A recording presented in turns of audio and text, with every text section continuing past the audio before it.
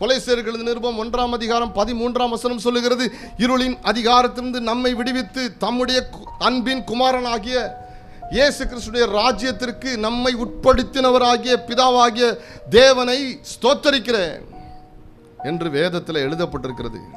இருளின் அதிகாரத்தில் இருந்த என்னையும் உங்களையும் பாவத்திலிருந்தும் அசுத்தங்களிலிருந்தும் வியாதிகளிலிருந்தும் பலவிதமான போராட்டங்களிலிருந்தும் வெறுமையிலிருந்தும் ஒவ்வொருத்தருடைய சாட்சியும் ஒவ்வொரு விதமாக இருக்கிறது.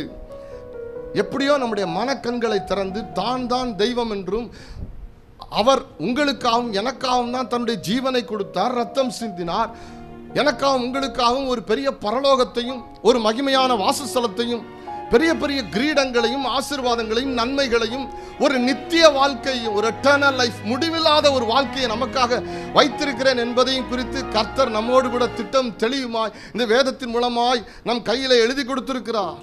அதன் பாதையில் நம்மை நடத்தி கொண்டிருக்கிறார், நம்மை நேசிக்கிறார் என்பதற்கு அடையாளமாக தான் இன்றைக்கு உங்களை கர்த்தர் கொண்டு வந்து வைத்திருக்கிறார். ஆண்டவர் சொல்லுகிறார், இஸ்ரவேலே, உன்னை நித்திய விவாகத்திற்கென்று நியமித்துக் கொள்வேன், உன்னை இரக்கத்தோடும் உருக்கத்தோடும் நீதியோடும் நியாயத்தோடும் உன்னை நியமித்துக் கொள்வேன், நீ என்னை அறிந்து கொள்வாய்.